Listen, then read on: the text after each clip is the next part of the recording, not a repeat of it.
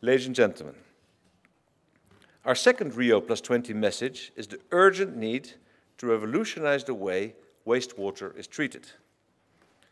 Our board is making better wastewater collection, treatment and reuse a priority issue. In most parts of the world, only a fraction of wastewater is treated, and even less is reused. We extract massive amounts from rivers, lakes and aquifers, and return them to the ecosystems full of waste, from our industries, from our farms, and from ourselves.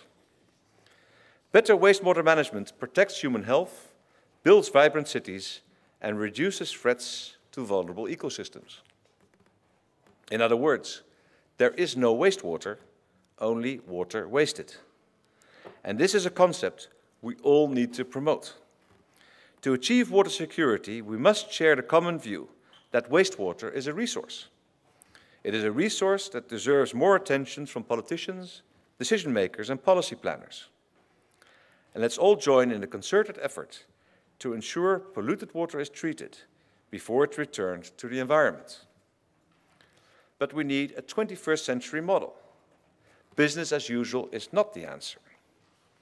Over-engineered massive trunk and branch systems, which are prohibitively expensive, difficult to maintain, and prone to breakdowns, are not the answer. Given the mind-boggling price tags for many of these systems, it is not surprising that often the work never even gets started. Our board believes that the technology currently available creates exciting new possibilities, and many of these new technologies are being used around the world. For example, membranes, which can decontaminate water in a single step, are advancing and becoming less expensive. 21st century systems should employ cascading use, cleaning water for drinking and personal hygiene, cascading down to grey water which has been clean enough for industrial use, environmental recharge, or agriculture.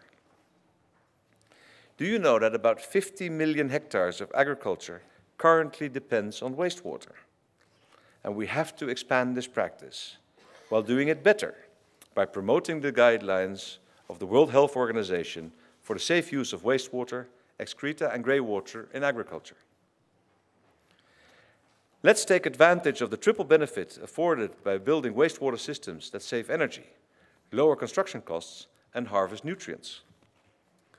Moving water creates a lot of greenhouse gases. The energy required runs as high as 35 to 40% of many municipal energy bills. New systems should use less water and be much more energy efficient, thereby contributing to our climate change efforts. We need more affordable systems, adapted to local conditions, that are as small as possible and as big as necessary.